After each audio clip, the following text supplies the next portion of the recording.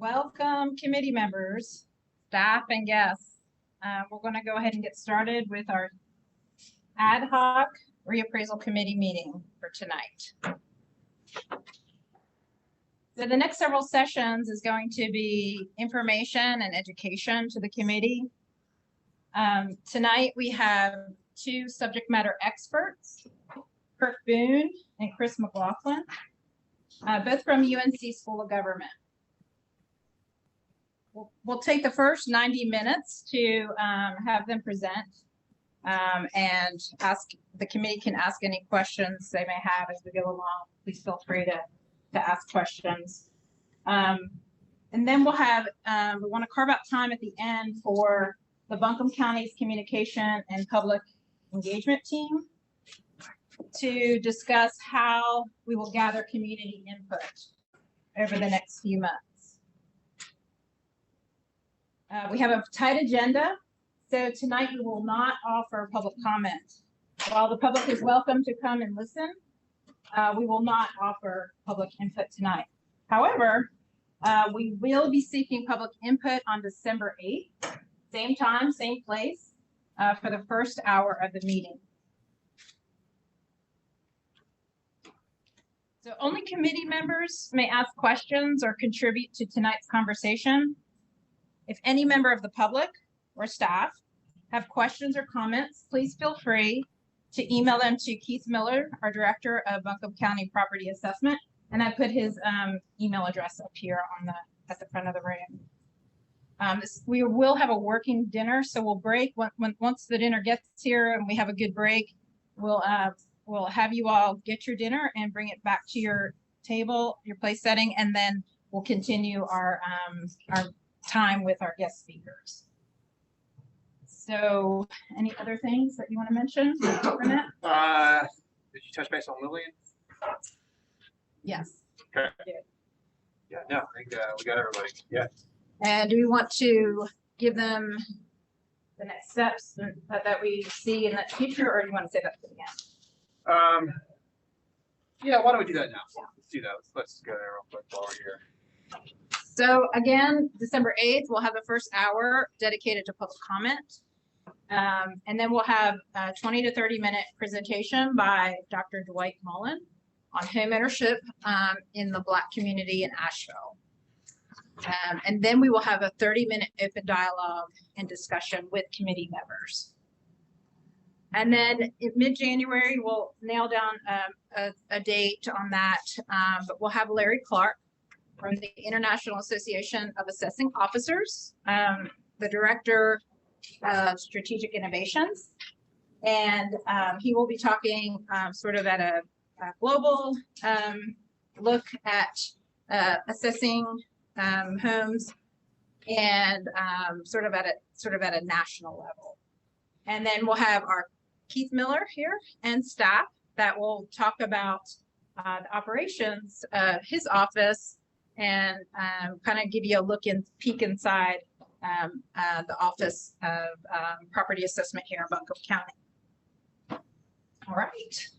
Anything else? No. So Kurt, real quick, we're going to advance your slides. So we're gonna pull them up and we're gonna have them displayed here in the room. So just give us a second to kind of get the presentation pulled up, and you'll maybe just need to give us cues. Hey, next slide, please. Next slide, please. And we'll try and follow along. I can work with that. All right. And I just want to say, first of all, thank you for the opportunity to be here. I think I can speak for Kirk and say we want to serve your needs and your interests here tonight. So we're not here to give a lecture that we intend to give a lecture because we know we want to cover X, Y, and Z. We want to cover what you want to hear about and answer the questions you might have. So we created some very general slides. Mine are very high level, sort of hit the main points, but I want to fill in the details based on your questions, your concerns, your interests. So feel free to take this conversation wherever you think it's most helpful and most important.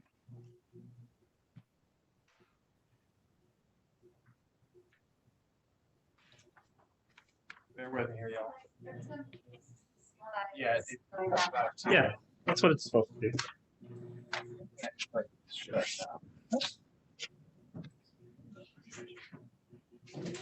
first. There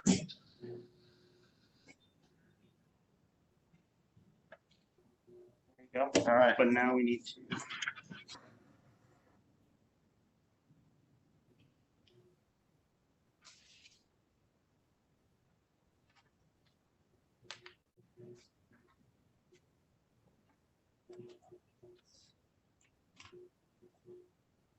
There you go.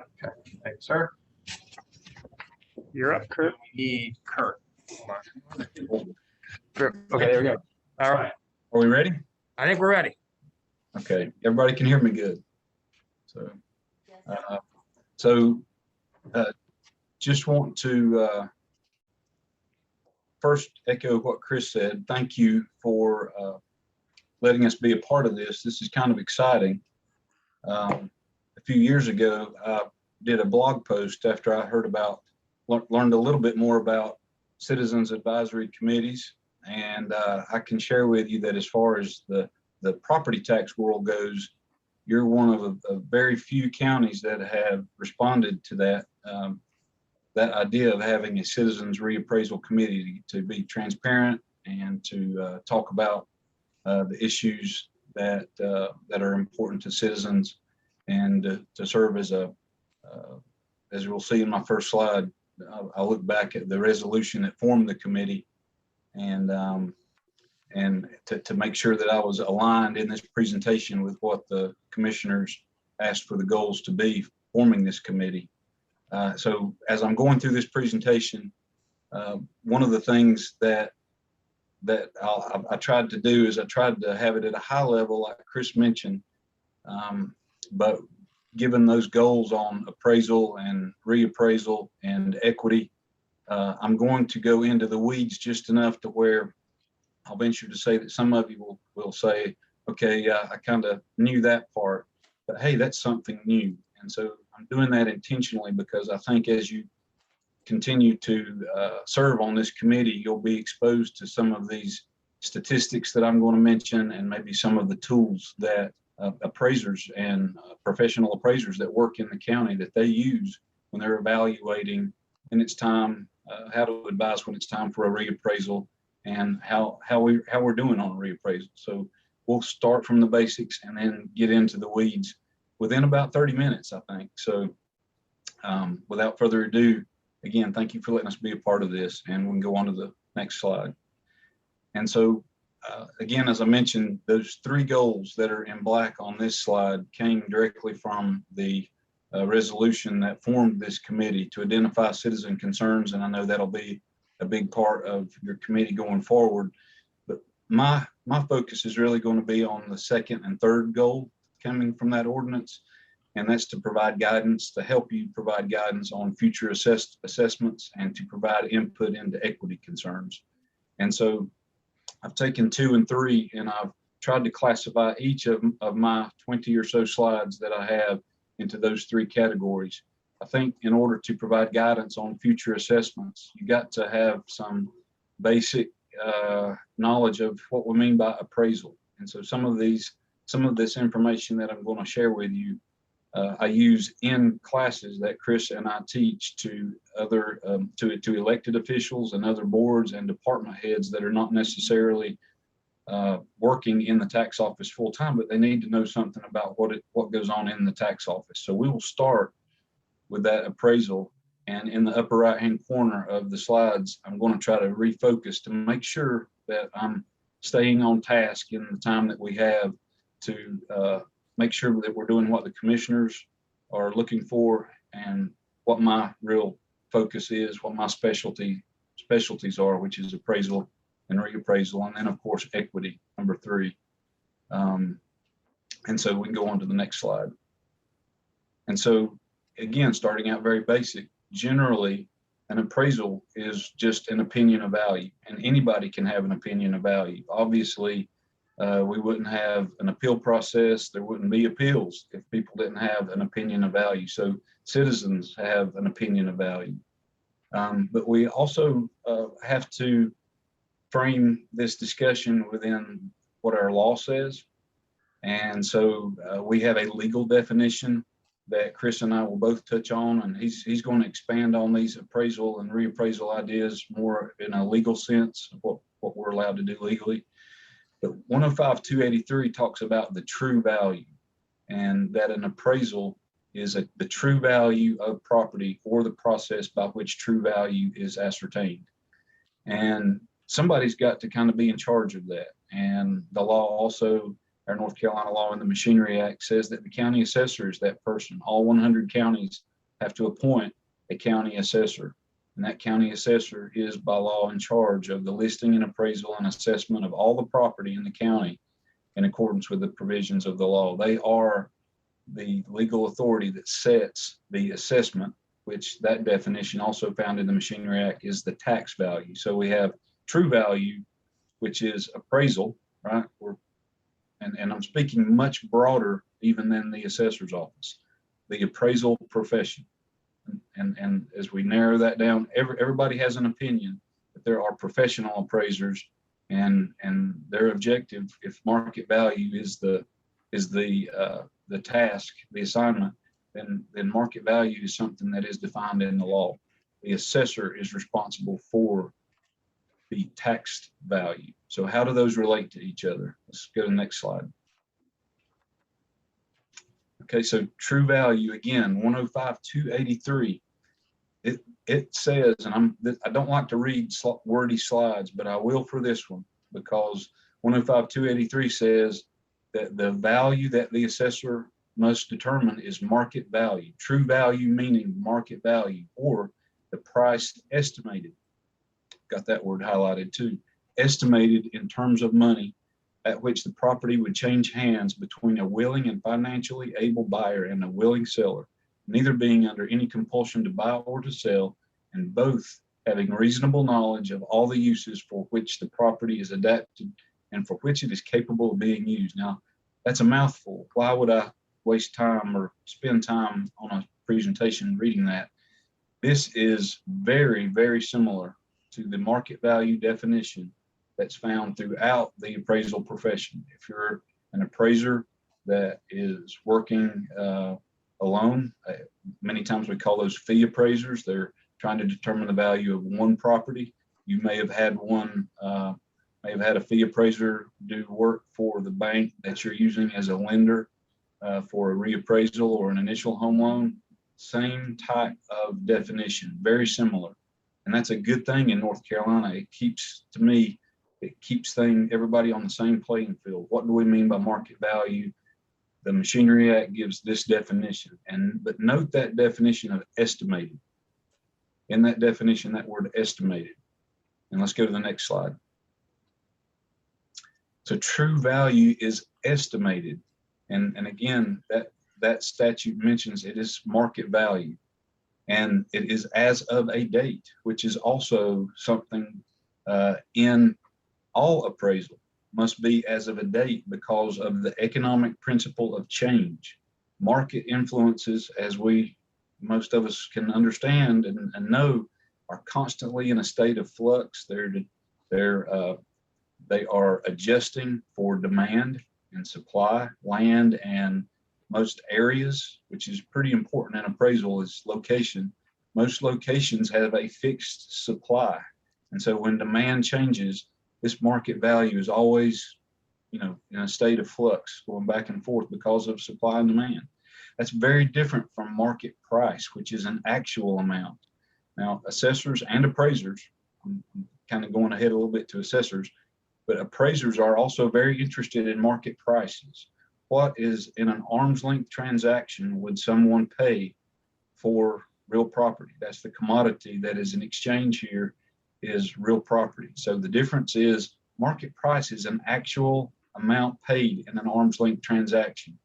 That's great. Now that may be evidence of market value, but what someone pays for a property is not the same as market value. Again, that legal definition says it's estimated. Now, when appraisers estimate value, they use three standard approaches.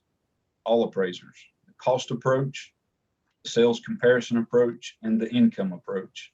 And these are the same three approaches that are used that are considered the strengths and weaknesses, the data that's available, what sales are available, how much does property cost now, what does it cost to construct property new. The cost approach uses a term called depreciation.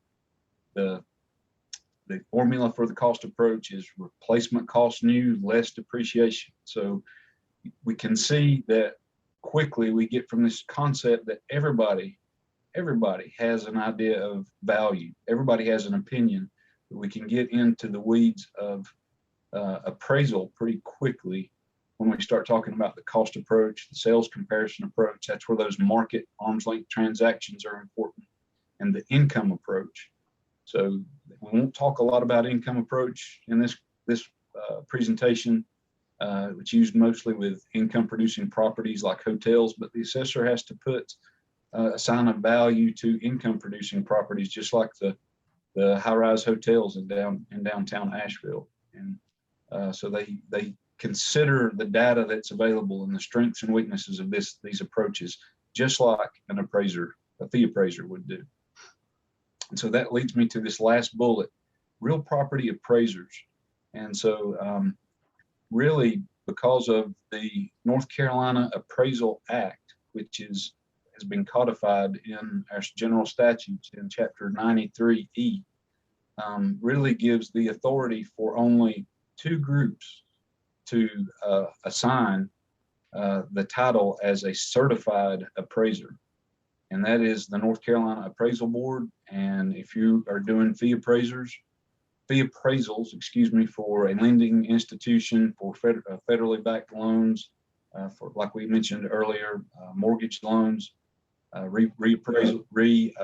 refinances, then those appraisers that hold themselves out to be real property appraisers are certified by the North Carolina Appraisal Board.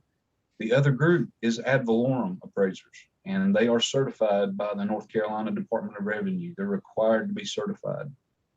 Neither group can do the work of the other group unless they're certified by that other group. So fee appraisers that have been educated and authorized by the North Carolina Appraisal Board to do that work for banks, they can't do ad valorem appraisals, not until they're also certified by the Department of Revenue.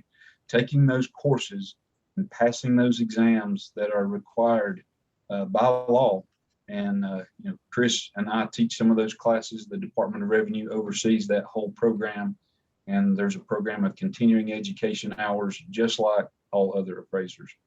So next slide, please. All right, so the connection here, I think you probably got it. Appraisal, market value as a date, click once, reappraisal. On the slide, just click it once. Also, market value as of a date. Assessors and their staff have to determine market value as of January 1, as of the reappraisal date. All right. Appraisal, usually just one property. Reappraisal, all properties. All real properties in the county have to be reappraised as of January 1. A little bit different than fee appraisal work in that regard. Okay, one appraiser versus multiple contributors. Obviously, the assessor can't go through all of the parcels in the county, do all the visits, measure everything, but the same type of data is needed because you're still going back to relying on the cost approach, the sales comparison approach, and the income approach. You still have to have that same data. Appraiser has to be certified by the North Carolina Appraisal Board. Assessors and appraisers also must be certified. Very similar fashion. I've taught classes, and fee appraisers have attended my classes, and I'll ask them at break, ask them after the day is over. They're usually 30 hours of instruction, equivalent to 2 semesters, right? In 1 week. We usually teach 30 hours in 1 week. And I said, well, compare. How do these classes compare to your R1 and R2 courses? Very similar. It's the same stuff. You can't reinvent the cost approach, the sales comparison approach, and the income approach. And then, so next bullet, again, 3 approaches. And the next bullet, the uniform standards of appraisal, uniform standards of professional practice of appraisal is authorized by the Appraisal Foundation. It's, I'm sorry, not authorized by the Appraisal Foundation, but USPAP is created by the Appraisal Foundation, who is authorized by Congress to set appraisal standards. The story goes way back as to why we needed this, but it goes back into the 70s and 80s and the savings and loan crisis. And the appraisal profession and Congress realized we got to have some standards here. Banks can't just set any value without education and standards because they want to loan money. They may be biased, and bias is a bad word in appraisal. And likewise, the International Association of Assessing Officers joined that group and said, we need standards in our professional appraisal practice also. So both fall under USPAP, the USPAP process. And then the final one, quality of an appraisal is measured by sales. And in reappraisal, we are also interested in all sales and measured by sales. How close is our market value? Is that what property is really selling for? But we also add in a layer of statistical testing that I imagine this committee is going to be exposed to in some of your work and discussions. And one of the reasons that I wanted to make this connection is that in my time in the appraisal and reappraisal profession, 29 years, I've had, as you might imagine, many people that I went to school with, that I know personally, that have contacted me and said, the county says my property is worth $400,000, and they don't really appraise it the same way, do they? And the answer is, well, yes, they actually do. It has to be validated by what property really sells for, right? Well, they don't actually like go out and look at homes or care about the physical characteristics. Yes, all of those. As a matter of fact, any factor that contributes to the value is required by law to be considered in a reappraisal. Any factor that might affect value. So next slide, please. The legal requirements. Now, Chris is going to talk a lot more about this, but realize that equity is the driver of reappraisal. And so I have a document that helped to create my position at the School of Government back in the early 80s. It was the 1981 Property Tax Study Committee that reported to the General Assembly what needs to be done in our property tax. And in this document, it mentions that prior to 1959, many counties had not reappraised in decades. I'm sorry, not years, decades. Decades are years, right? And in the 1958 Property Tax Study Committee, because of the inequities that can create, that they recommended a mandatory reappraisal every 4 years. So this was recommended in 1958. The General Assembly said, no, we're going to allow up to 8 years. Okay. 1981, the same discussion happens. It's the same discussion. We recommend 4 years. 8 years is too long to reappraise. There's too many fluctuations within individual markets in a county in an 8-year period. We at least need to adjust every 4 years. But the General Assembly said, no, we're going to keep it at 8 years. But since that 1958 study committee, all North Carolina counties must reappraise real property, all real property, as of January 1, at least once every 8 years. Equity is that driver, and I want to dig into that a little bit more on the following slides. And so a county assessor and their staff need to determine something called reappraisal neighborhoods. I'm still sticking on this equity, but they do this for the purpose of reappraisal because they've got to determine how the market forces are affecting their individual locations differently. And in the world of appraisal, we recognize that there's 4 forces of value that can impact properties, and there are 4 categories rather. Physical forces, location being the one, and I know you've heard location being the number 1 force. Economic forces, this is supply and demand, where people want to be, right? Money, governmental forces, zoning regulations, the actual governments that are within the different parts of a county, and social forces, right? So crime rates is an example of social forces, but the lists are there's no real end to the list. It's because many things can affect value, and they fit into these 4 categories. So this is the 800 and some reappraisal neighborhoods in this map that are in one of our North Carolina counties. You might recognize it. It's Iredell County. And so the assessor and their staff define these neighborhoods by starting with a property, and they draw these boundaries by going outwards until they see that those 4 forces of values are affecting the properties differently. So location being that primary sort, and then they work outwardly until they say, hey, the same forces aren't affecting the properties at this point. We need to draw another neighborhood boundary. And as you can see, the rural areas in the northern part of Iredell County are very different from the southern portion of the county that borders a really high demand area you may know of as Lake Norman. It also borders Mecklenburg County. And so the growth from Mecklenburg County and that popular area around the lake has a dramatic effect, and even smaller neighborhoods needed to be drawn for the various communities as compared to the more rural areas. I imagine Buncombe County has a neighborhood map that they use for reappraisal very, very similar to this. This is not necessarily market areas. Market areas are larger. This is a smaller group called reappraisal neighborhoods. Next slide real quick, and we'll just go over that one quickly. It's just to show how many neighborhoods and the differences that those forces can affect in areas like a downtown Asheville area is probably got very, very different and much smaller neighborhoods than the more rural areas of Buncombe County. Next slide, please. All right, so sticking with this equity, this is a chart. I hope you can see it, but it's meant to show how a reappraisal cycle might work on an 8-year reappraisal cycle.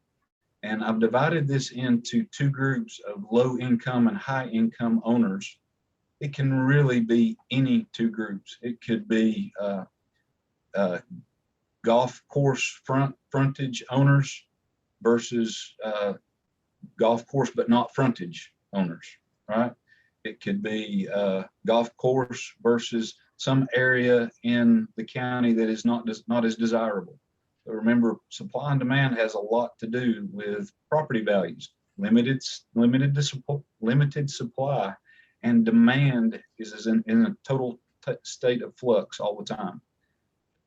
High income taxpayers that have disposable income to invest in areas that they feel is a good investment, then they're going to buy in those areas, right? And many times those areas of that high income owners are purchasing, right, could be in areas that are historically low income neighborhoods. So that might be an example here. So let's just take a look and see what happens from year to year. First year of reappraisal, not much difference. The low income area, low income owners, the median assessed value midpoint is 180,000. That's what the assessor puts on those values in this low income area. The high income owners, maybe it's a new golf course, 190,000, right, is the median assessed value based on sales. We're going to assume that everything's good. Now, we've also got the median sale price, and this introduces one of our statistics that we're going to dig in later called the sales ratio. The assessed value divided by the market value equals by sales prices indicates the sales ratio. And you can see that we're at 100% in the first year of reappraisal. And so the last column just shows the percentage of market value that low income owners are assessed over high income owners, and it's 0. Great, everything's wonderful.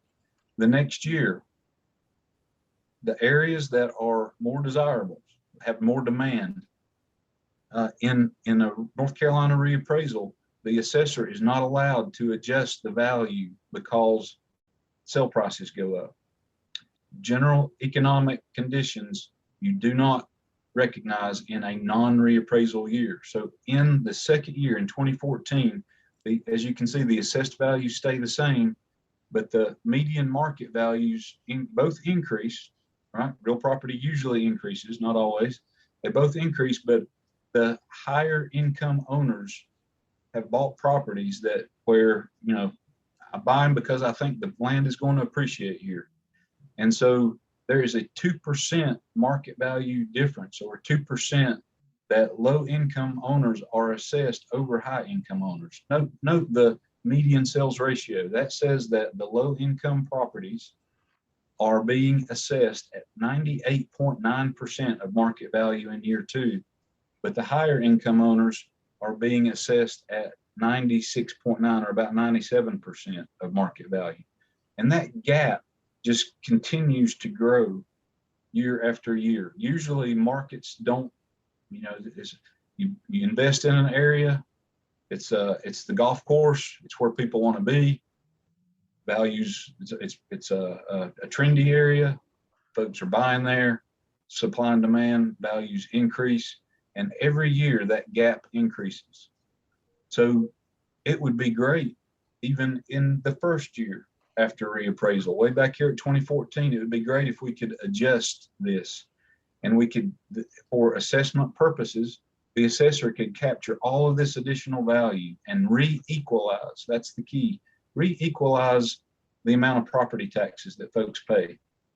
But our law doesn't allow that. It says, well, it does allow that. I misspoke. Counties must reappraise once every 8 years. Shorter is better. The trend now is 4 years. Buncombe is on a 4-year cycle. But even in this example, in 4 years, and by the 4th year, we're not capturing all of the value that this one area has grown by. So I hope that example helps. Why would you reappraise? And all of the experts say we should do it more often than less often to re-equalize. We want to capture all the additional value. This happens in pockets, as you know. It doesn't happen countywide, so we need to equalize that tax burden. Okay. And Kirk, I just want to jump in and point out that we do not change values for real property in between reappraisals for sales even. So even if it is very clear, it's not just general economic trends, this property sold for 20, 30, 40% over its tax appraisal.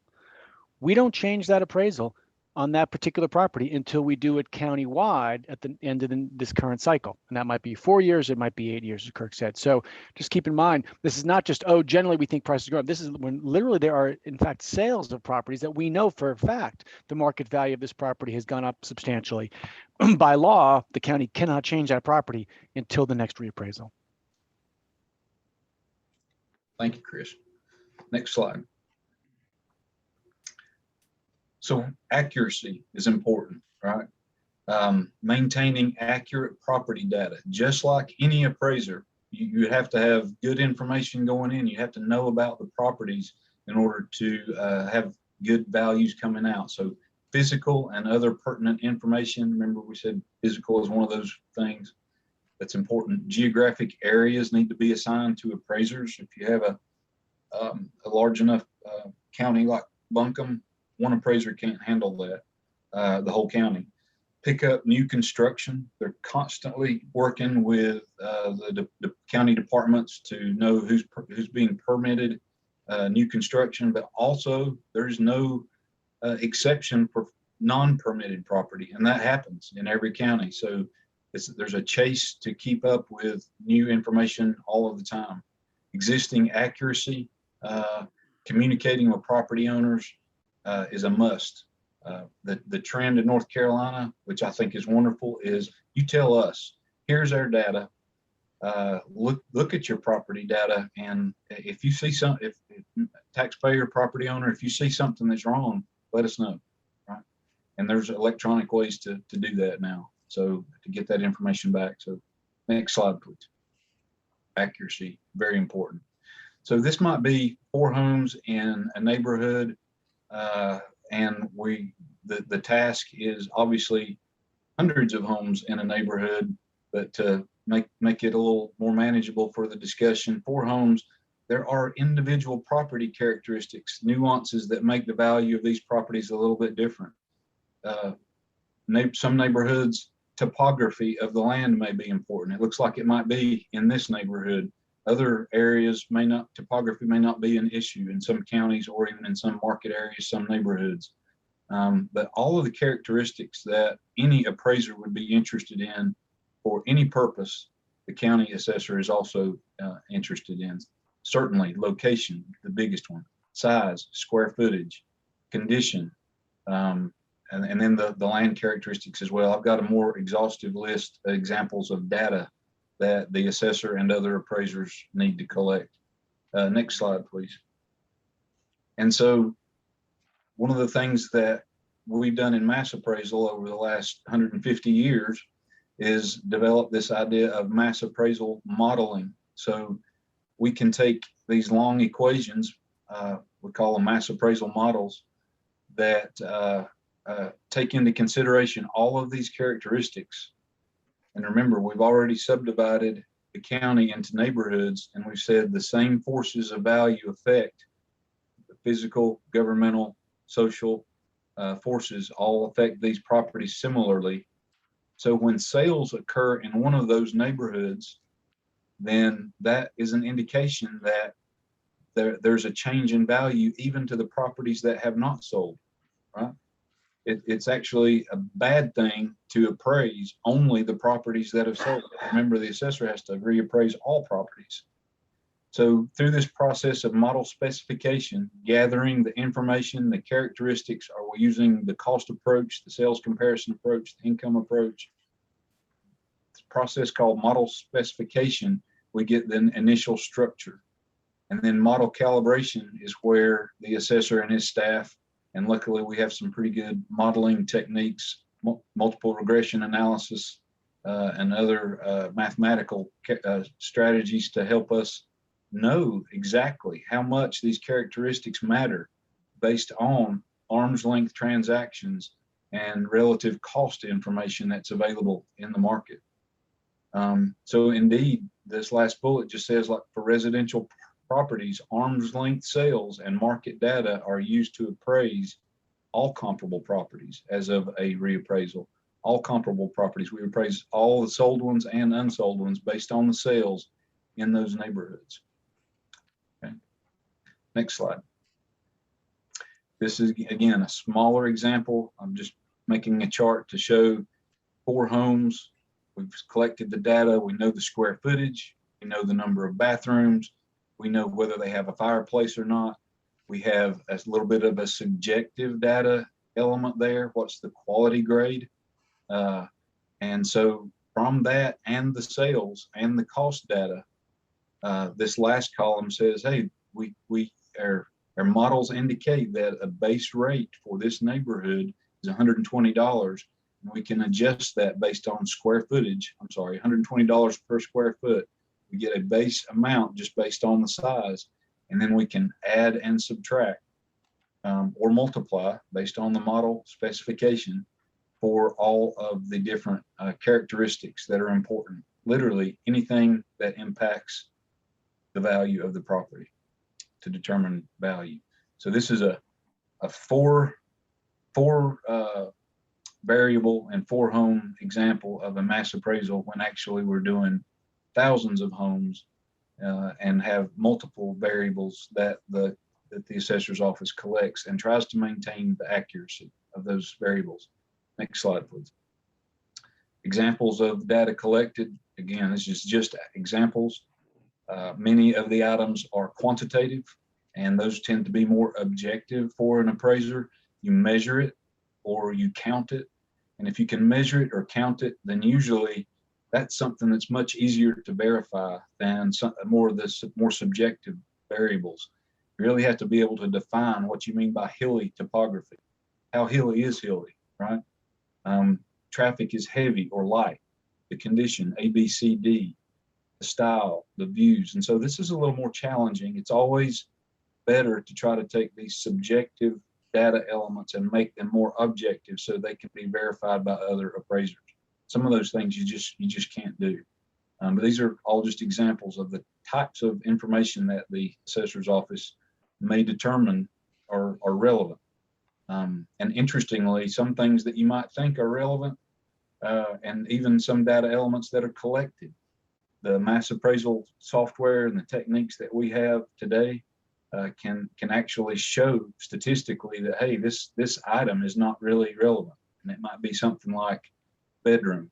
So if you've got a neighborhood and you've got square footage and you've got quality grade, then and you've got all of those data elements collected, okay, then it really might not matter how many bedrooms you have.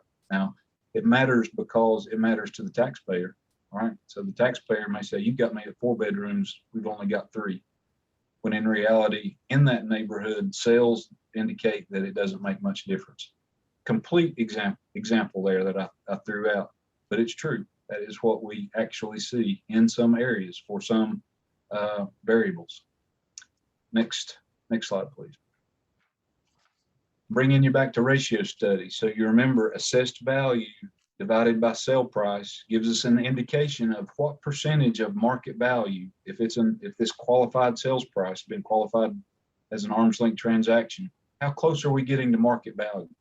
And so the statistics that you're probably going to be exposed to in this committee, central tendency is important. We're shooting for a 100, right? We would love to have a median ratio of 100. That means on average, we're in the middle. We're hitting market value based on sales in that neighborhood.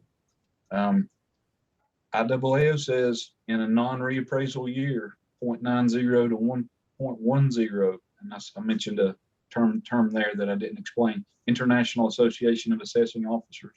They set some standards. The North Carolina Department of Revenue has standards. Counties have standards. So one of those standards is anything between 0.90 and 10% above is okay as a median ratio in a non-reappraisal year. Spread is important. What if the average or the median is right on target, but all of the other sales are spread out everywhere? Well, that's not good. We want most of our appraisals to be accurate. We want all of them, as many as possible, to be close. And so there's a statistic called the coefficient of dispersion. It's really fun to calculate. We'll do that in my IAAO 300 class if you want to join at the last week of January. So the spread acceptable 5 to 15. In some classes of property, it can be as big as 20 in some types of property. But there's a warning there. Why would you want the spread to be something? Why wouldn't it be better if the spread was nothing? And the answer there is that there is a technique called sales chasing that is not an acceptable measure of appraisal. And in reality, if we go back and think about market price and market value, everybody does not pay market value. And so if we tag every sold property exactly on its sale price, then we're saying that those two things mean the same thing, and they don't mean the same thing. We have to use market value if we're really going to do appraisal and really comply with the law. Vertical equity is the other statistic. We'll be looking at price related differential. 0.98 to 1.03 is an acceptable range by IAAO, and this is an indication if it's below or above this range that you might have a problem with vertical equity. So this is the summary for each of these. I want to just go into a little bit more detail with 2 slides because important stuff. Next slide, please. So this is looking at the accuracy and precision. So we're kind of looking at an example with targets, and the upper left hand would say you're not hitting it in the middle hardly at all, and you're all over the target. That would indicate a median that's not close to 1 and a COD that would be very high. Upper right hand corner says you're treating everybody the same, but you're not getting market value, and that's not good either. Lower left hand corner, the combination of high accuracy. So the median looks like we're hitting the target pretty good. We're getting close to market value, but COD is spread out a little more than we would like. And then of course the best indication that we're doing something acceptable, our median is in the right range. We're close to 1, and the COD is within that acceptable level of 5 to 15. And so let me show you a little bit more technical slide on this next one. What we're talking about here with the median and COD, the type of equity is called horizontal equity. And we should be looking at equity all the time, not just leading up to a reappraisal. This is how you tell, right? Well, you know, the little graphic on the last slide, but this is how you tell, hey, we're in year 3 of our reappraisal and we're already off in some areas. We need to talk about scheduling our next reappraisal, or 4 years is not good enough, or here's really in year 3 what you're saying, at that point you're saying, here's the areas that we're going to have to really work on for our reappraisal. Because look at it in year 3, all of the Buncombe County staff, I can't see them, but they're probably saying year 3 we're already done with our 4-year reappraisal. So but you're really looking at this all the time. Again, assessors and their appraisal staff are professionals. They're keeping their finger on the pulse of what's happening in all of those neighborhoods and all of those markets. Which places are changing quickly? How are we going to need to tackle this for our next reappraisal that's coming up? So you're always working on the next one. You're reviewing the last one, looking at the next one. It's a constant process. So the question here with horizontal equity, are we treating everybody the same? Are we at the same appraisal level, right? So, and by that, I mean, again, very lucky in North Carolina, it's a 100% market value requirement for all property types. We want to treat all neighborhoods the same. We want all of them to be at 100% of market value. Doesn't matter if it's by the golf course, in downtown, in a rural area. It doesn't matter if it's a commercial property, a hotel, or a residential. We want everybody to be appraised at 100% of market value, or as close as is acceptable. And this is how we test. Strata is grouping. We want to group by size because we want to know if our models are getting the 4,000 square foot house, right, as equally as the 1,000 square foot house. And we can test all of those things with today's camera systems. And I really like showing pictures because a picture's worth 1,000 words. In many cases, this works great to show when you've got a problem or a potential problem, or we need to investigate this area. What's wrong in this area? And that's in my next slide. And so this is an example of using a polygon, or also commonly called a line chart. And you can show a lot of data. I've only chosen 3 classifications of property here. So I've got those classifications with 3 different colored lines: residential, commercial, and vacant land. On the vertical axis, we have that ratio. What's our target ratio? 1, right? We want target ratios. We also have 4 areas on the horizontal axis. And so you can look at this chart and you can say, something's not right, right?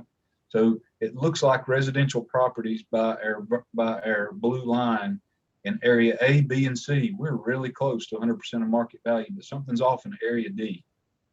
Now, maybe this is not in the first year reappraisal.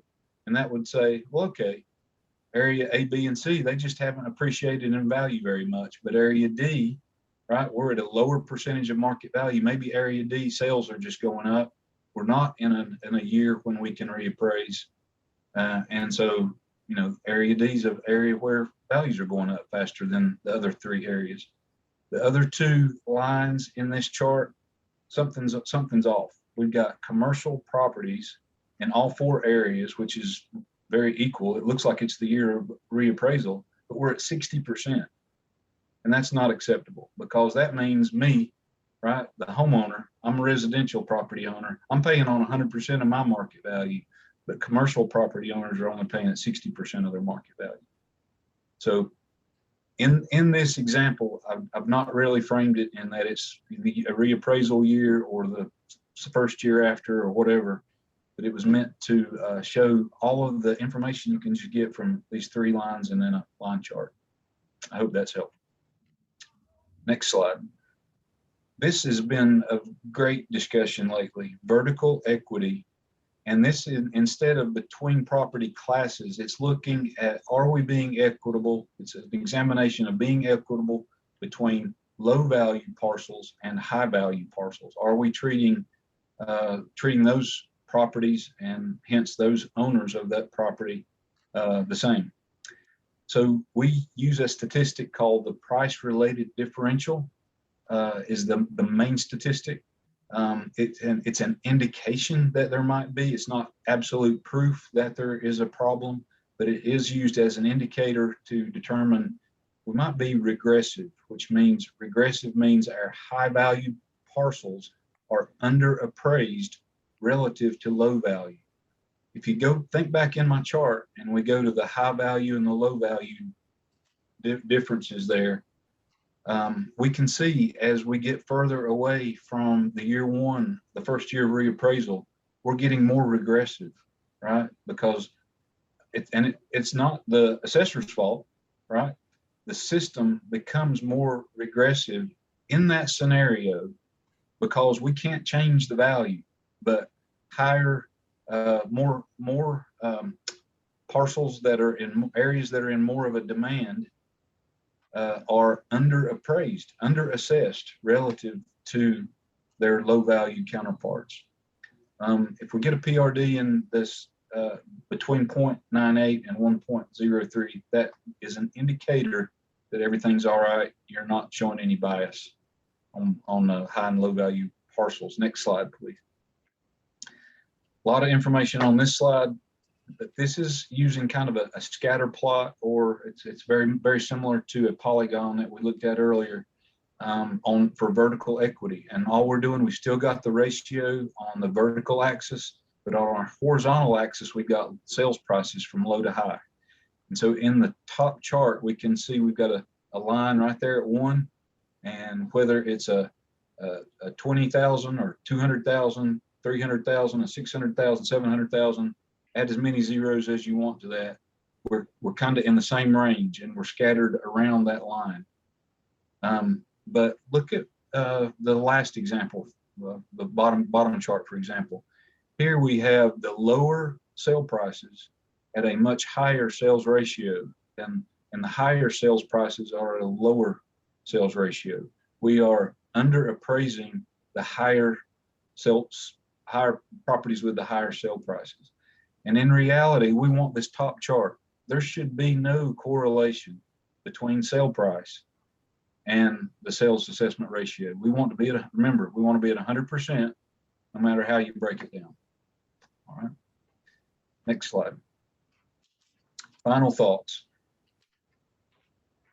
As I mentioned earlier, this is a huge task, and I have every reason to believe that Buncombe County is doing a fantastic job. I am not an investigator, and I've not investigated Buncombe County, but I know that you care, right? The county cares. I want to just add in that you could know all this and you could do it perfect, but if all you have is the assessor and one appraiser in Buncombe County, that ain't going to work, right? There's got to be the appropriate amount of staffing and resources, and unfortunately, I have seen that. I've got 100 certified appointed assessors, and they know what their needs are, and unfortunately, they're a year and a half before reappraisal, and they don't have an appraiser, and they're forced by hiring and someone outside, or calling the Department of Revenue and saying, "What do I do? I don't have an appraiser, and I've got a reappraisal coming up." You don't want to be in that situation. The assessor knows the tasks ahead. The appraisers and their staff know the county. They've got to be appropriately staffed and have the right resources. Again, Buncombe County, y'all are, I have every reason to believe you're doing a great job. There are 5 counties in the whole state of North Carolina that have the CEAA certification from the IAAO, Certified Excellence in Assessment Administration. There are 50 in the world. All right. So I think I said 5 in the whole state of North Carolina, and Buncombe County has this CEAA designation. Great job. You care about doing things right. The designation and certification programs that the Department of Revenue and the School of Government offers, the IAAO designations, they're well worth any expense. You've heard the saying, if you think education is expensive, try the other way. And unfortunately, there are counties that have tried it the other way, and it doesn't work out well very often. So that's my little bit of soapbox. I was recently asked to create a podcast for newly elected local officials. What do you need to know about property tax? There's a link in the presentation there. And I didn't even notice that the appraisal, reappraisal, and equity spells are. So are we ready to go on to the next presenter? Yes. So I do want to be available to answer any questions, but I'm guessing that Chris might cover a lot of what those questions might be. And so I would just suggest that we wait until afterwards, but I can go back to a slide or anything else after Chris is done. Thank you very much. Check on.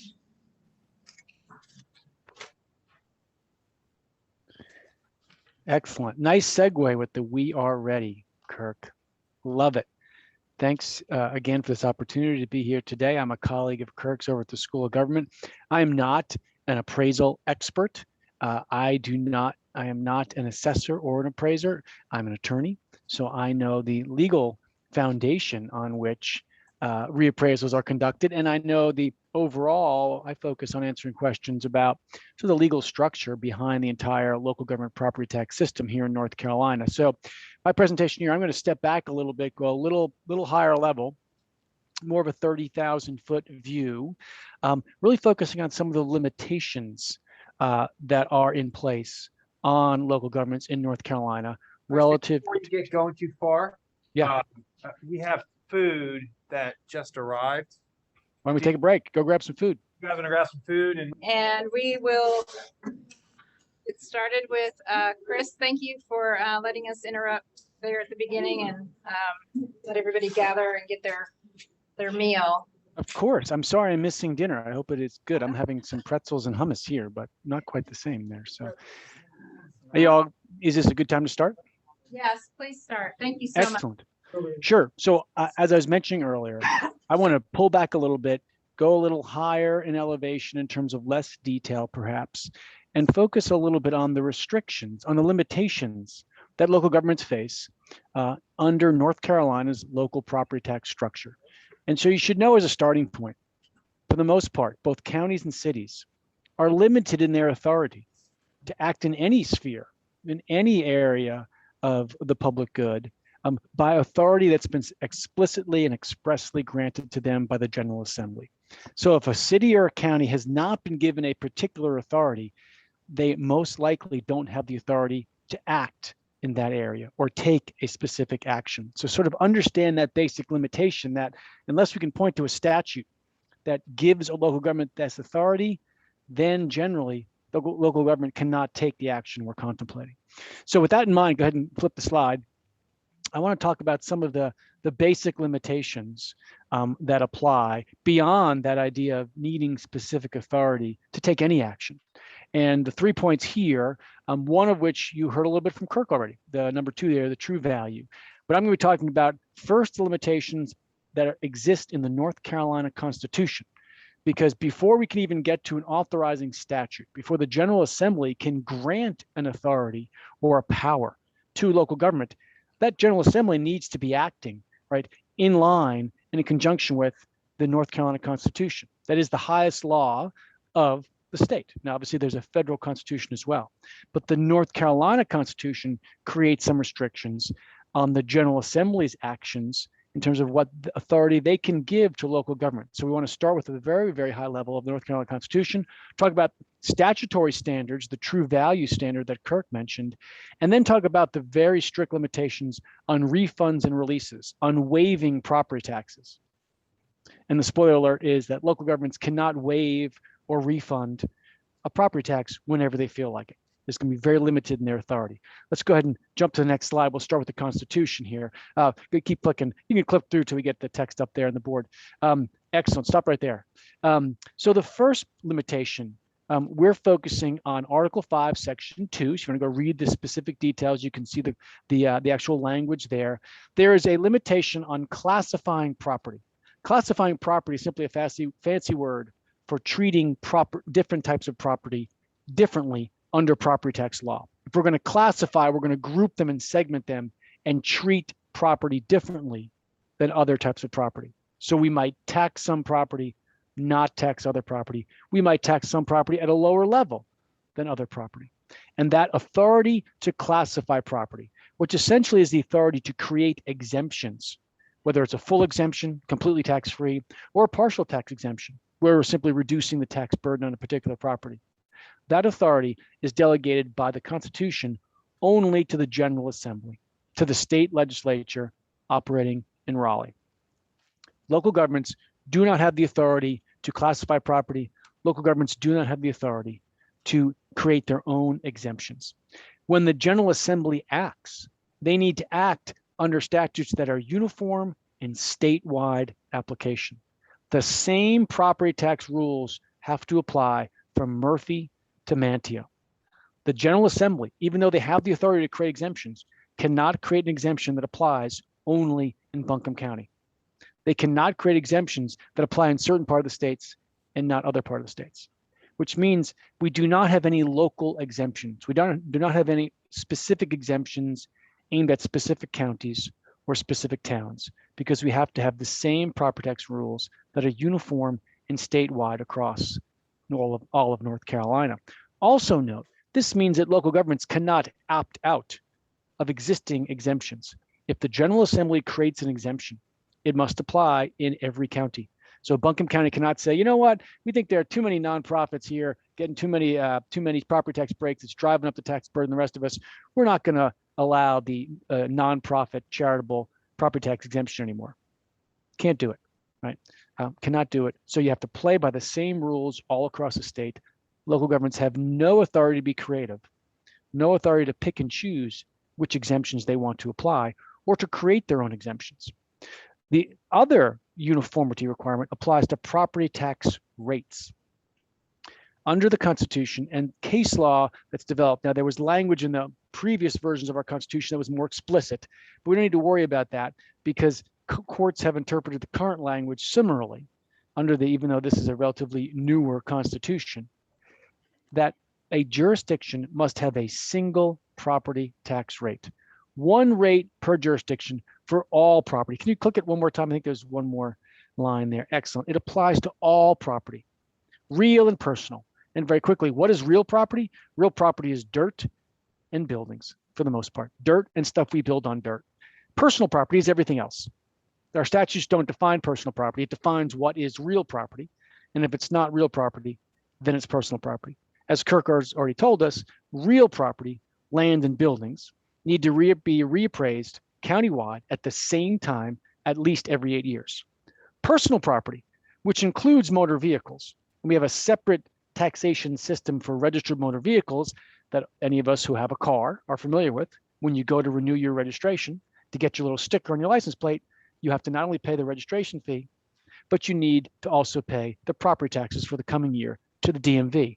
DMV then distributes those funds back to the counties and cities in where the taxpayers reside. But we have to have one rate for real property, one rate for personal property that also applies to registered motor vehicles. The only exception are for what we call special service districts. And this is where we're allowed to draw a line around a particular portion of the county or a particular portion of the city and apply an additional property tax, an additional 5 or 10 or 15 cents in that district to fund specific additional services that we're going to provide in that area. Most commonly, we do this in counties and unincorporated areas of the counties that are not in a town or a city for fire protection services. So we may have a fire district tax, an extra 10 cents, let's say, that applies to all property in that district.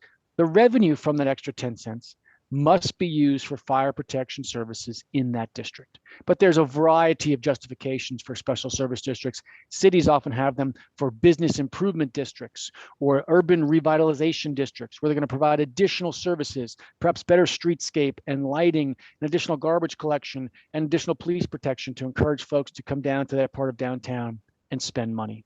So even in those districts, however, there is uniformity because you have to have that additional tax rate applied to all property in the district. So this means local governments cannot create one rate for motor vehicles, and one rate for real property, one rate for business personal property, and one rate for residential homes. You have to have a single rate that applies to all property in your jurisdiction. So as you can see here, there's not a lot of room for creativity for the local governments under North Carolina's property tax structure. The basic creativity is local governments get to set their own property tax rate every year. There's a general cap of $1.50 per jurisdiction throughout North Carolina. No jurisdiction is even close to that. The highest tax rate is usually around $1. Now, if you live in a city, if you live in the city of Asheville, the city of Chapel Hill, city of Durham, your combined tax rate is going to be over $1.50. That's okay, because limitation is per jurisdiction. So I live in Durham, and my combined tax rate is absolutely over $1.50, but that's because I'm being taxed by the city of Durham and the county of Durham. Combined, there's no limitation. Each one simply cannot be over $1.50. So that's the real flexibility. That's the real creativity a local government has. They do not have the ability to play around with classifications and exemptions or different rates for different kind of property. Please jump to the next slide.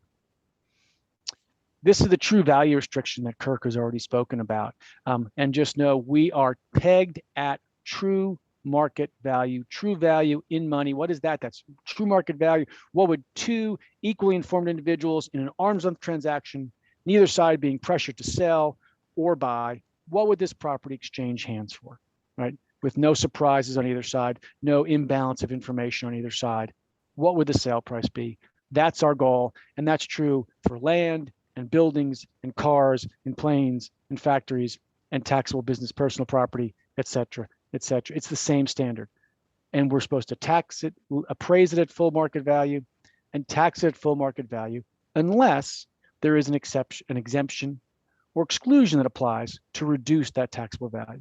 Now, other states have very different rules, and Kirk is probably more familiar with this than I am, in terms of other states set the taxable standard at 50% of true market value, right? You could pick any percentage you want. In North Carolina, it is 100%. Our goal is to always be at 100% of true market value. But as a couple of Kirk's tables showed, if we wait 8 years in between a countywide reappraisal, we can be pretty darn well sure that our appraisals are not going to be at true market value.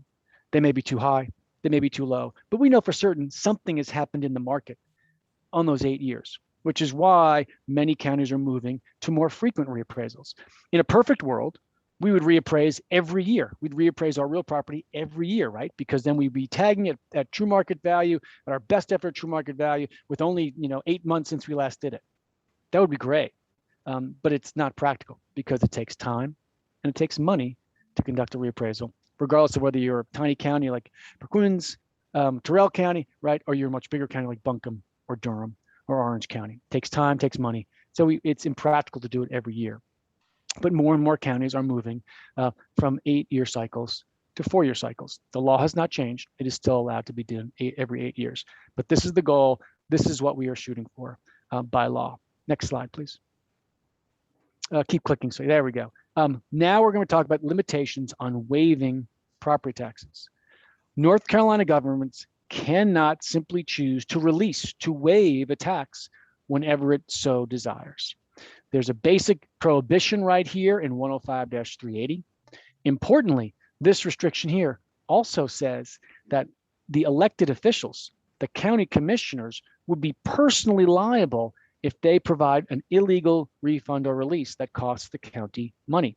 So if the commissioners were to vote on behalf of a release, a waiver of taxes that was challenged by another taxpayer, and a court were to agree with that challenge and say there was an illegal refund, those elected officials would have to reach into their wallets, to their pocketbooks, and pay out the difference. They'd be personally liable. That's very unusual. Normally our elected officials they have some general immunity when they're acting in their official capacity, right? Unless they take it clearly, right, an act outside their official duties. Generally, there's no personal liability. Here there is, in fact, personal liability. So it really does put some teeth in this limitation on waiving property taxes. Please click one more time there.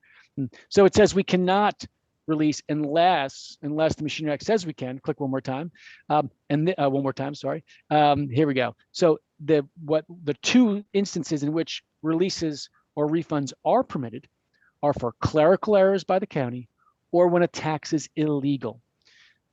Clerical errors is when there's essentially a data entry error, right? We reversed some numbers, we added a 0, right? Instead of assessing your house at a 2,500 square foot level, we assessed it at 25,000. And that was clearly a mistake. It was very obvious you do not have a 25,000 square foot home. That would be a mistake that you could get relief for retroactively, get these taxes refunded or waived if you hadn't paid them. Illegal taxes, wide variety. The most common of the illegal taxes, if I have a boat, right, and I live in Durham, but I also bring it back and forth to the beach, and both Dare County and Durham County attempt to tax my boat. Well, I only have one boat, and it only has taxable situs in one county. Only one county can tax my boat. If I were to not pay attention and I were to pay both those tax bills, I could ask for a refund of one of them from the county that did not have tax situs, when my boat was not more or less permanently located. I could get a refund from there. It would be illegal double taxation. There are other possibilities that if a tax is levied without a referendum. I mentioned these special service districts. Well, there's one type of special service district, a rural fire district, that has to have a referendum of the property owners in that district.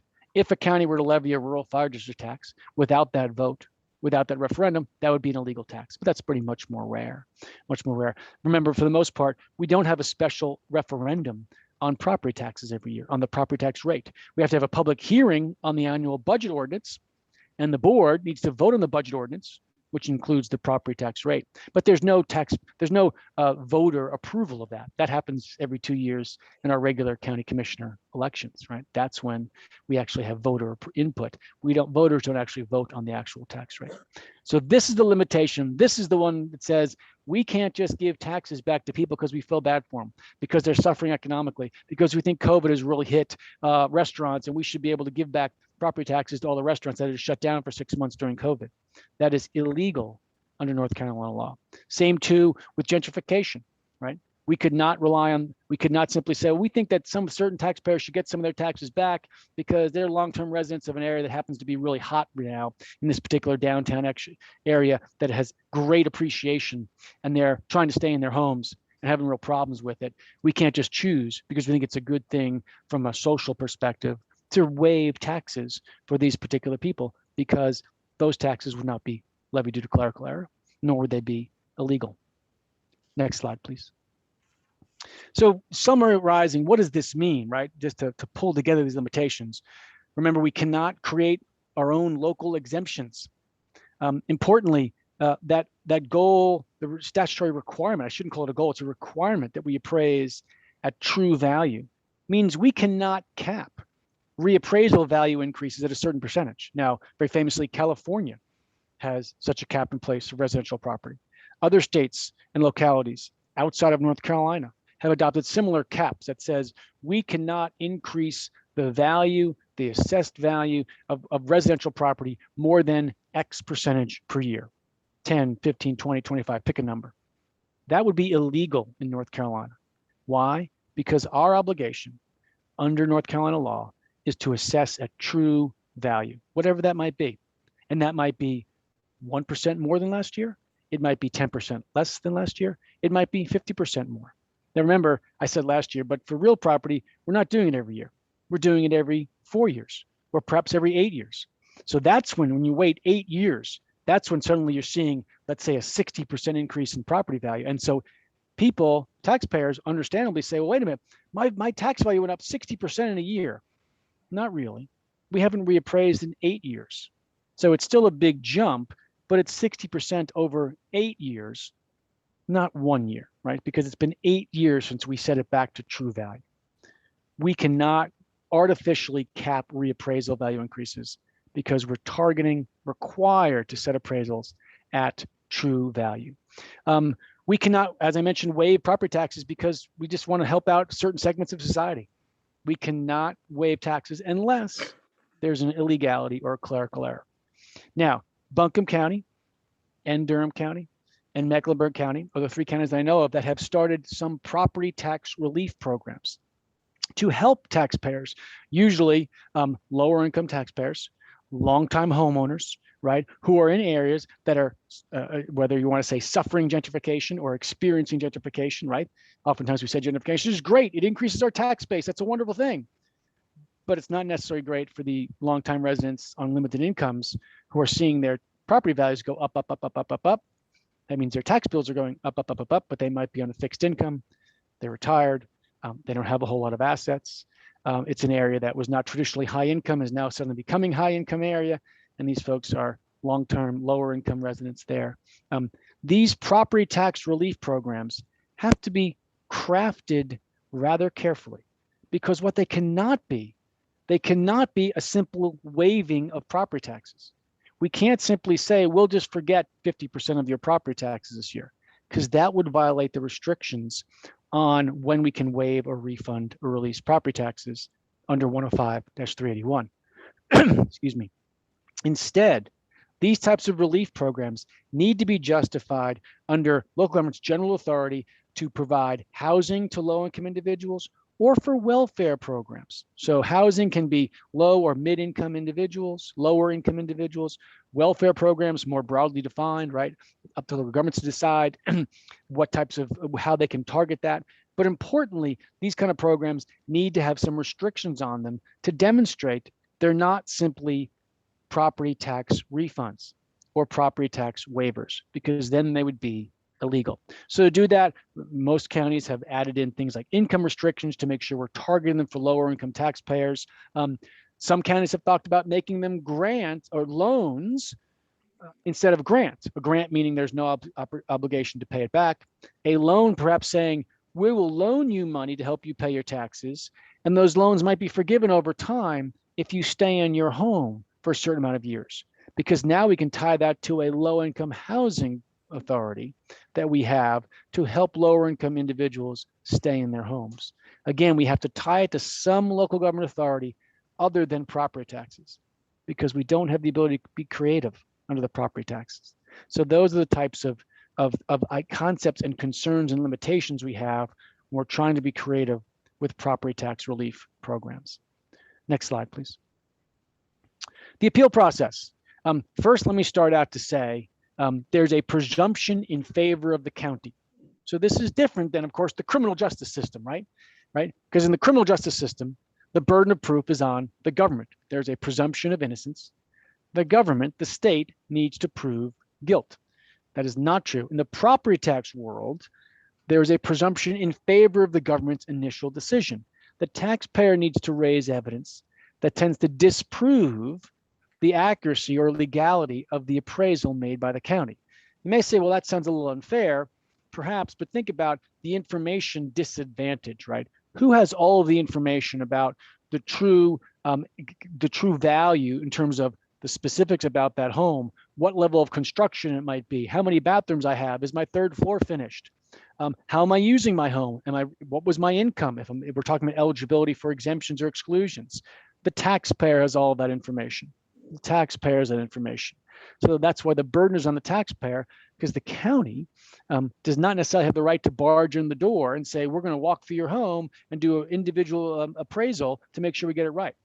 As Kirk talked about, this is a mass appraisal process. We're estimating, we're doing our best based on neighborhoods that we think are similar and houses that we think are similar to each other in terms of quality and size and location and all those other subjective criteria that Kirk was mentioning earlier. So the burden is on the taxpayer to produce information that shows the county's appraisal to be inaccurate or illegal.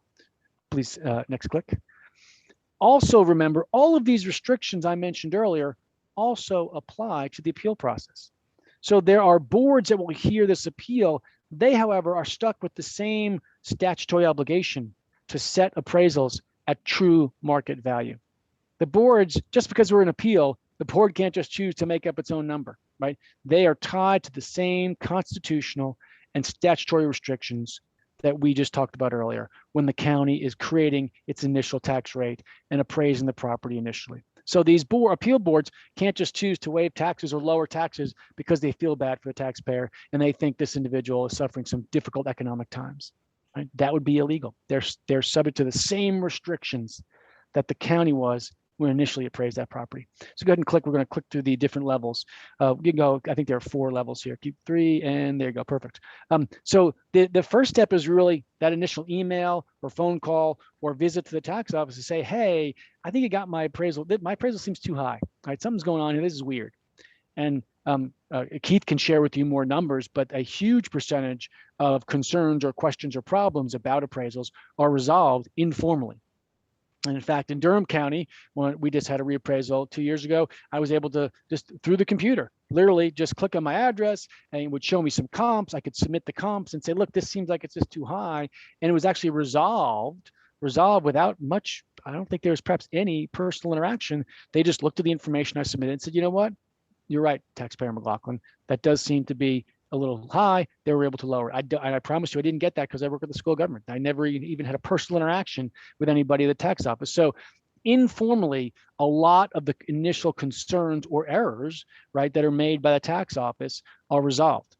Because again, mass appraisal, we know they're going to be individual outliers in the particular neighborhood that we just don't catch, because it's particularly much higher level of construction, different type of house, very different from all of its neighbors. That's the kind of home appraisal that we might miss on because it's unlike the rest of the neighborhood. It's going to be an outlier. However, if the taxpayer is not happy with the response from the assessor's office after that initial phone call or email or visit, then the first step of a formal appeal is the County Board of Equalization and Review. We usually call it the Board of E&R, the Board of Equalization and Review. Now, the default is this can be the county commissioners themselves, or more usually, the county appoints a special board, another board of individuals who serve as that appeal board. And the taxpayer does not need to hire a lawyer. Taxpayer can stand up and argue his or her case. Here are some comp sales I found. Here's, you said I have 4 bathrooms. Here's proof I only have 3. Here are pictures of the construction value, it's a construction grade, et cetera, and provide evidence to rebut that presumption in favor of the county's appraisal. If the taxpayer wins at the Board of E&R, we are done, because the Board of E&R is the county. So if the Board of E&R rules in favor of the taxpayer, the county can't appeal its own decision. We're done. It's only if the taxpayer loses at the Board of E&R that the matter can then be appealed by the taxpayer to the State Property Tax Commission, the PTC, as we call it. It is essentially a Board of E&R at the state level. This meets monthly in Raleigh. There's usually 3 members there. I think it'd be up to 5 members. And again, don't need to hire an attorney. You can go and just state your case. Just describe the situation. And again, the burden's going to be on the taxpayer to demonstrate why he or she believes the appraisal was incorrect. County gets to rebut that, and then they will make a decision. Either party, either the taxpayer or the county, can appeal a PTC decision to the State Court of Appeals. But now you actually have to start a lawsuit. So now it gets into actually having to hire an attorney. A taxpayer could be pro se, but for the most part at this point, if you're going to keep pushing and spending time and money on it, you're probably going to now want to hire an attorney. But that's the process of an appeal process. I think that might be my last slide. Go ahead and click. Yep. It is? It is. Excellent. Well, I am happy to answer questions about any of the limitations that we discussed or about the appeal process here. Questions from committee members?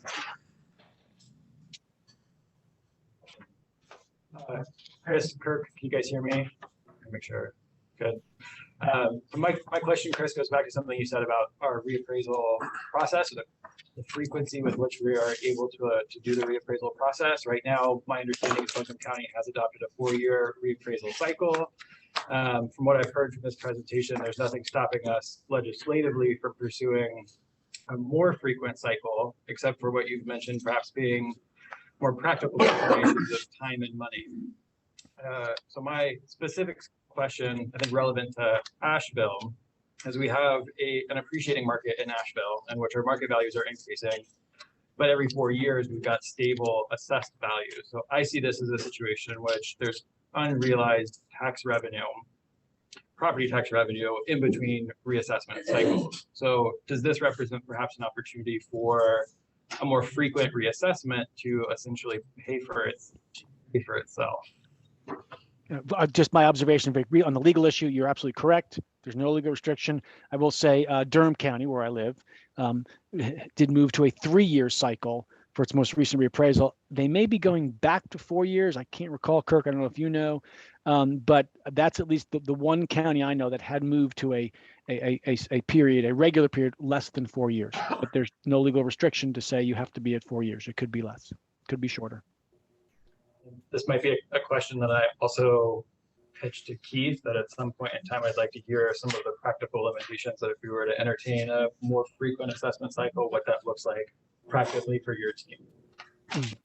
Keith will be speaking in January, so we'll take that back and. Yeah. Only thing I would add to Chris's is if I understood the question, there was part of that said that maybe the reappraisal could be advanced to shorter than 4 to help pay for the reappraisal.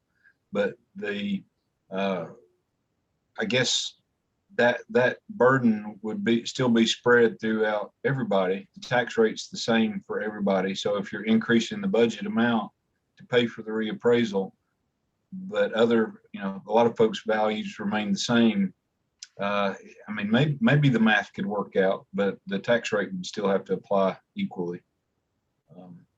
So it might work out. Any other questions? Yeah, I've got a quick question for Kirk. And so, Kirk, you had mentioned that Buncombe County was one of 5 counties in the state that hold the CEAA certification or designation or award. I'm not sure how that's characterized, but out of those 5, I'm just curious, have any of those 5 undertaken a committee like this that we've convened on? And would you be able to share any best practices that maybe you've heard through that process, or maybe that's something we could explore as this committee if you can talk about that too. So yeah, good question. And amazingly, I know a little bit about that. So Mecklenburg County had a pretty rough reappraisal in 2011, and since then they have started, and I don't know exactly when they began the process of having a citizens advisory committee, but they also were a recipient of the CEAA. I think I could even mention Durham and Catawba County are the 2 most recent, and North Carolina is doing generally very, very well, I believe. I mean, we got, like I said, 55 in the whole country, and that world really includes Canada. And I'm missing one. I'm not sure who the fifth one is. I think it might be Carteret, was maybe one that earned that award years and years ago. I'm probably giving you more than you need, but I would certainly reach out. I know Durham, Catawba, and Mecklenburg currently, because those were more recent achievers of the award, like Buncombe. They've all got great practices going right now. So, and there's a lot of strength in the Assessors Association. more specifically though, have you heard any of them that have formed a committee such as this, or is that what you were answering? Not the Mecklenburg. Okay, Mecklenburg was sort of the one that has done this. Okay, thank you.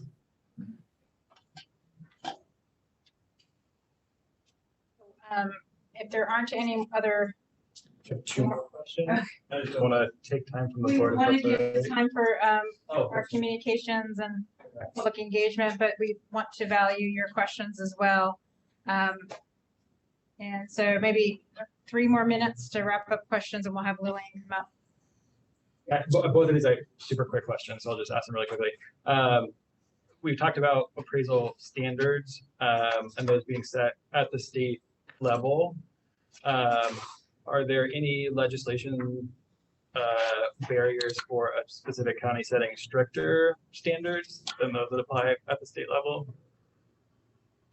What do you mean by stricter standards? We were given examples of a sales ratio falling between 0.9 and 1.1% PRD, and all of these standards, which I understand come from IAAO, but could a county adopt stricter standards? Kirk, I'll turn to you for that one. I don't know anything that would prevent that. One more, sorry guys. Within the property, Kirk, this is something that you mentioned, within the tax neighborhood districts, you talked about the models that are applied and how some variables may be more or less relevant for individual neighborhoods. Does this mean that the models are actually performing different within each individual neighborhood? Yes, they do. So they do adjust based on neighborhood and the sales information and the data information that's received. There are some of the statistical packages that are available to calibrate these models are beyond what any statistician can do. I mean, they literally can, of course, the backing down a few levels, you can create some with multiple regression analysis, and an Excel spreadsheet, but the software that's available now is far beyond that. So it's literally almost, well, you'd need someone a lot smarter than me to figure out that exactly, but I'm digressing again. Answer is yes, the models perform differently in different neighborhoods. There's value differences in the neighborhoods. That's one of the reasons that the neighborhoods are created, because of those influences of value. Perfect. Thank you. Thank you. Chris and Kirk, we want to extend our great appreciation for your time this evening. Lots of really good information, and we really appreciate you coming and stepping in and providing that. Should committee members think of questions later or have some questions, please feel free to send those in, and we can reach out to Chris and Kirk and our assessment office at any time and get those answers for you. Thank you again. We appreciate your time. Thank you. Appreciate it.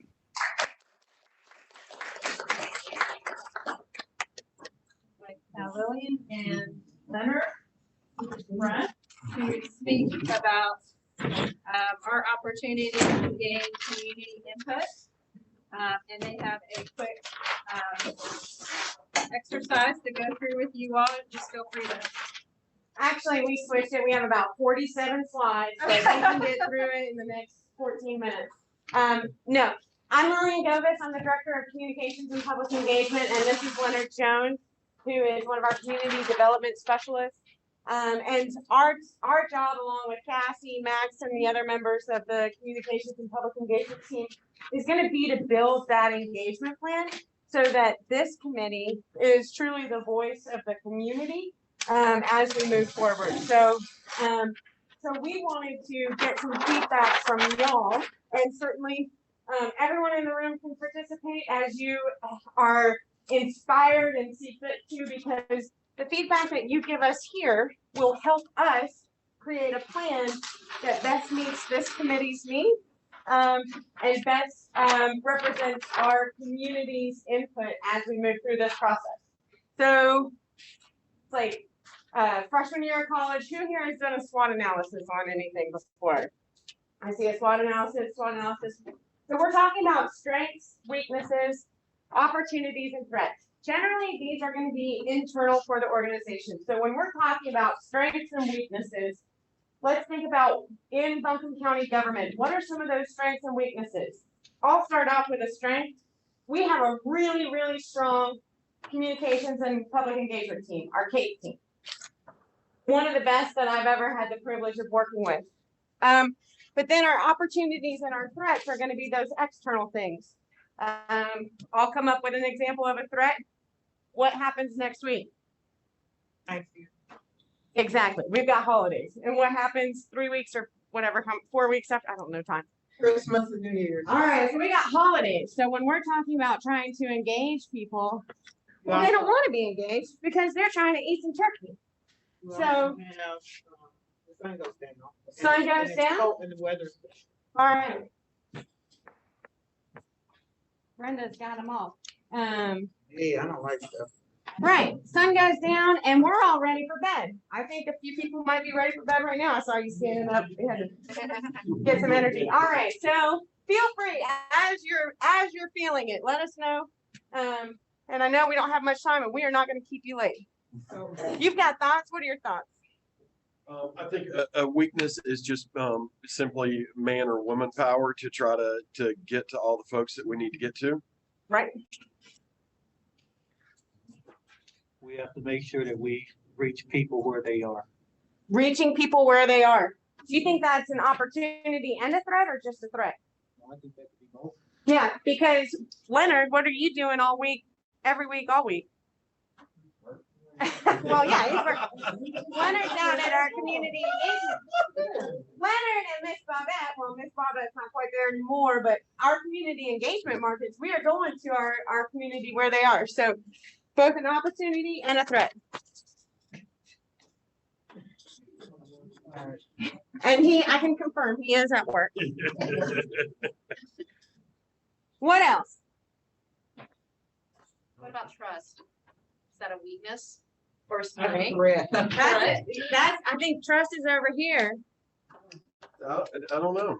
I think that could be a strength, though. I think that if the team is as good as you build them to be when you put them on the strength, then we should be able to capture that. Exactly, because they know Leonard. Because Leonard's out of the community engagement markets every week, and Miss Bobette.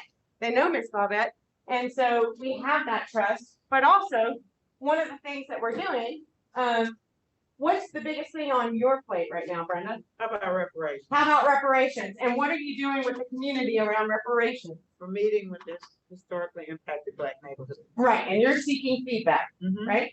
We also have a comprehensive land use plan happening right now. Yep. You know what we're doing? We're seeking feedback. So we've got some competing priorities, and we have a tendency when people listen to us and we go into the community, we have a tendency to say, "Oh, Brenda listened to us last time, so let's go to. I know Brenda, let's go to her again, and I know Brenda, let's go to her again, and I know Brenda, let's go to her again." And so suddenly Brenda's saying, "Well, I'm tired because you have asked me my opinion on 17 different things, and I haven't seen anything change." So competing priorities would be a threat. What else, y'all? Competing priorities can be an opportunity if we collaborate as a city county government, like we're doing with reparations and other stuff. Right. We can make synergy happen. All right. What An else? engaged community would be under strengths. I think we have an extremely high level of community engagement most of the time. Judging by the number of people who've been showing up at our public comment and our commissioner meetings, I'm feeling good about that. What else have we got, y'all?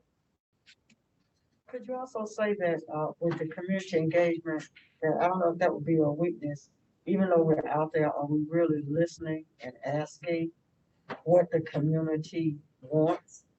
And I think that, and what they need, what they actually need, instead of just what we projecting that they possibly need. Because it's one thing to go into the neighborhoods or into the communities if you're not meeting their needs. And I think that's one of the things that Leonard does. I have to give him his props.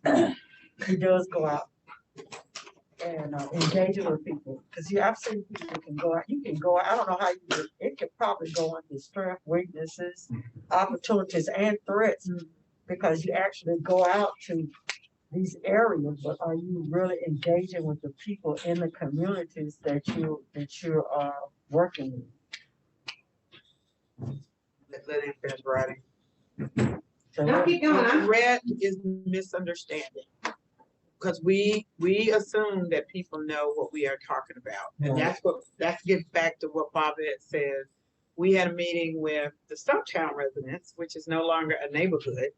And we had a little technical difficulties, so it was hard to hear, but we gave them some information. So I quizzed them, right? And they understood what we were talking about. So we have to take the time to say, what did we say to you today? What does that mean to you? And how does that affect you? And if we come back to you, how do you want to hear that? Right? So, yeah. I think one of the things that I heard from you was our legislative parameters, right? We can only do so much. So the legislative parameters probably is a threat because the things that we want to do or that we're feeling emotionally driven to do, we might not be able to do because of those legislative parameters. And that just falls under education, educating. Okay. So would that make, that could make education one of our opportunities, right? All right. Y'all are pros at this. What else? Given So what do we do right? What are we doing well? And what can we improve on? And we're talking about Buncombe County here. So communication is going to be a real difficulty for us because how do we break through all the noise of all the other things going on? So communication is absolutely going to be a challenge. And feedback. Feedback. After you've had the communication. I would see that as a opportunity and a weakness, not a threat. I agree. Brenda, I know I keep calling on you. Brenda, what's something that we just got that you have that I think we could put on this board? It's a tool. It's a tool. Publicinput.com. Yes. So we have a public engagement platform that we have purchased that we can actually overlay with geographic data. We can overlay with our commissioner districts. We can overlay with census data, and we can do true equity mapping and make sure that we are reaching the community members that we need to reach in this process. So having true scientific data that we can bring back to y'all is going to be a real opportunity. One of the other things that we have at our fingertips, and it's probably a strength, is through this process with our homeowner grant program, we've had 1,849 people apply for homeowner grants. So we have the contact information for 1,849 people. And so we can send them a phone call and say, we would love to hear more about, like, we are trying to change our process. Here's how you can engage with it. So we have the contact information for all of those people and can get feedback directly from people who have been most impacted. I know I'm talking fast, but I'm trying to get y'all home in time to catch. What time does Jeopardy come on? One thread, I mean, somebody may disagree, is our local media. Simply because I feel like, sometimes it's about getting people to watch the news as opposed to educating people about what's actually going on. Well, can I put this under opportunity too? Because I know that when I call Anjali Patel, she always answers and she always does the story. Depends on what you're calling about. Because they're digging for stuff. And when you tell the community to distrust us, what does that do? Because they don't collect taxes. They're not helping with a homeowner grant program. Right. So I see them doing both. A little bit more of the other. Melanie, we haven't heard from you. Well, I said trust her. Oh, you did. You did hear from me. I'm going back to work on the listening piece again, obviously. No, I think there is, I think I've been listening and I appreciate this exercise. So I think that getting back to something Brenda said, I think there still is that, listening, communication, and maybe Bobette said it too, how we can make sure that we're listening to a broad swath of the community, not just one group or another group. Milking those same old cows. Yeah. Yeah. And maybe this is more of a question, but do we have a particular segment of the population that we know are being disenfranchised? And if so, why? Well, we have tax data, right? Like Keith can pull up tax data and help us. We have the maps of whose property values have increased by which amounts. And then we can go back to this public engagement platform and use that data to target those communities in a meaningful way, right? So I would assume that when we're talking about engaging the community, we're not talking about Biltmore Farms. Would that be a They're in Boone fair County. assessment? And that's their assessment. So then what group of people are we trying to engage? All the county, all the county. Everybody, right?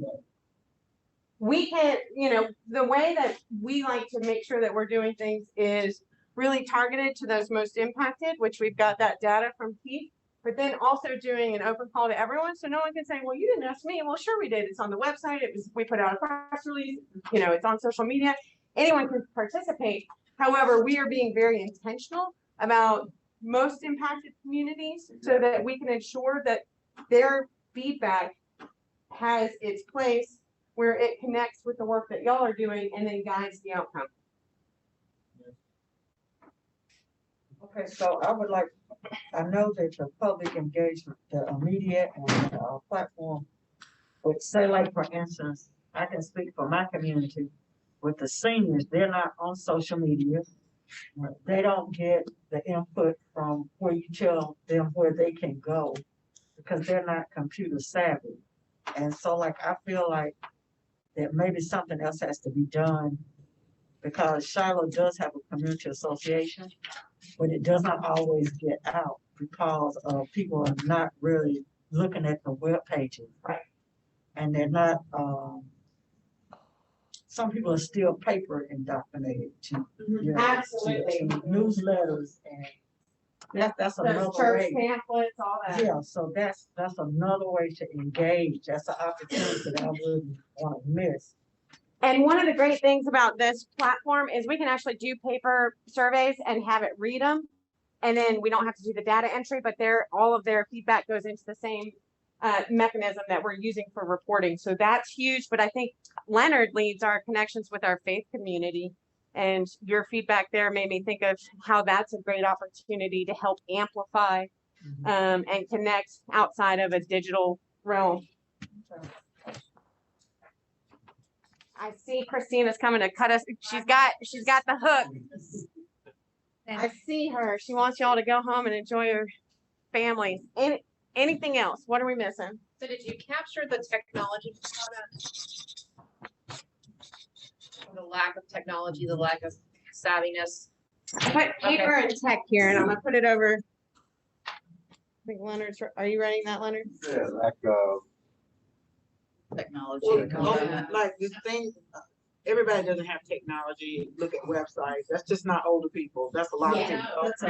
That's a lot of people don't. You know, people will look at I think there's TV more than they will read a paper. It just depends. So we have to use a diverse portfolio.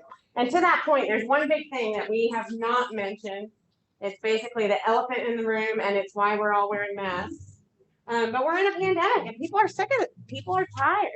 So, like, that's a pretty big one, you know? Like, in the first week of the pandemic, when everyone was like, "Oh, we're at home. What do we do?" Would have been easy, but now people are figuring out what to do. So anything else? We're gonna go to the order. I'm gonna try not to get yelled at by Christina again. No, I was just gonna say, is there any, like, just sort of like bring it home for us, like, give us a summary of kind of what we can expect next steps to be? So as you guys can see, we have a lot to work with here, and we have some real big threats that we've got to overcome.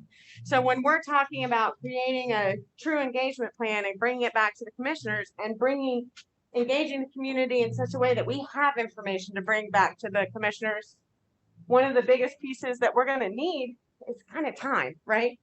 And some of these threats right here make it real hard for us to have time, especially with the holidays coming up. And so, you know, we're kind of looking at, like, it might be February before we're able to get that engagement from the community and be able to give you what you need to do your best work. And so we just want to make sure we're all on the same page, that that's realistic, that works for this committee, and that we can go out and create our plan, bring it back to y'all, do the work, and then give you the feedback. Well, don't we have to kind of back into that, what the commissioners are expecting?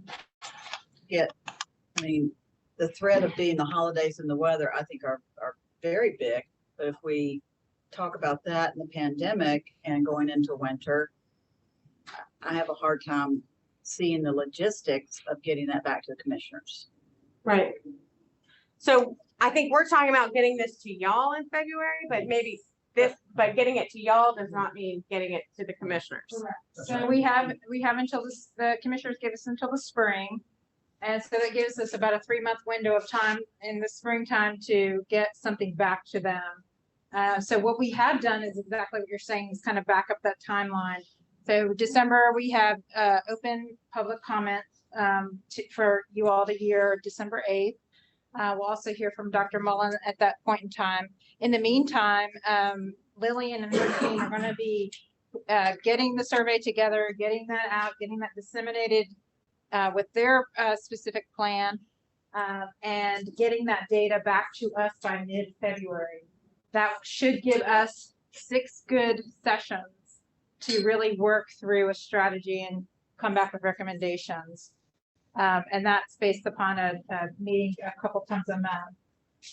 So we have January, we'll hear from Keith's team about their work, and then we don't have anything at this point planned for February. Oh, yeah, I would imagine the February's meeting would be to go over the data. To go over the data. Right. So sort of towards the end, kind of the last half of February. I have a question. So in January, when we hear from Keith and his staff, will that be where we get Asheville or Buncombe County specific information, sort of into what Kirk presented, Correct. like the neighborhood information and the, okay, very good. Certainly Okay. don't want to keep anybody longer than we need to, but I start to question if that's enough time, if we're talking about December 8th, to get engagement from the community that's meaningful, that we can actually use as a committee that's going to be, again, meaningful. And so I just want to throw that out there. Correct. Let me ask, So That's a really good point. Yes. is there a way to pipe this out?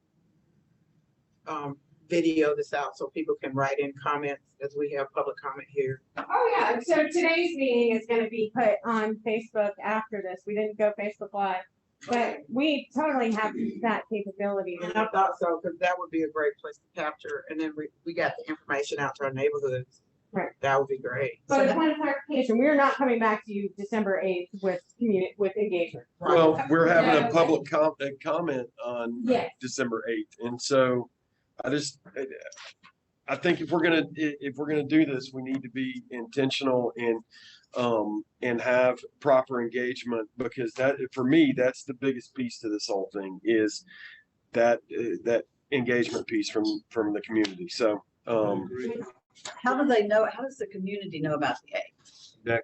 Well, I'll be honest. So, yes, that's a great question. That's where our team comes in. So if you've ever seen a video that we produce, that's what Max does. If you've seen press releases that are going out, that's what Cassie does. So we'll do a whole awareness about the opportunity ahead of that. And that is standard work that this team does, and we can help take care of that. And then what Brenda does is she amplifies everything that we do through her networks. We do grassroots marketing through our community engagement markets with our faith leaders. So we try to make sure that we really are doing our best effort. We have a text messaging system that we can use. We kind of pull out all the stops when it's something like this. Lillian, I think that shouldn't be the last time here, community engagement. That should be the first, like that is the first point that we'll start to hear community input, and then set up subsequent sessions, January and February, that can capture folks that can't make it in December. Exactly. And I want to be clear, that's not an indictment on your team at all. I want to make that clear. It's all just about communication to get out to the community so that we get the valid feedback coming back. So I don't want anybody to feel as And the other thing that we have access to is our language services. So we make sure that not only are we communicating in English, but we're communicating in both. Spanish and Ukrainian. Yeah, I'm sure it's a fabulous job. I've just never, I don't do Facebook and I haven't seen I'm sure the videos are amazing, but I haven't seen any of that.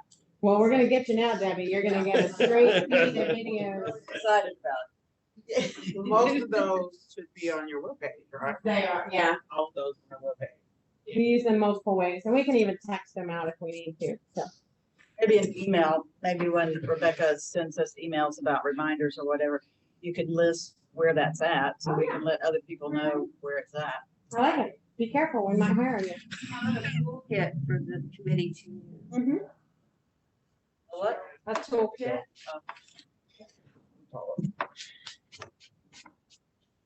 All right. Any other questions, concerns, thoughts? Thank you all very much. Sorry to keep you over.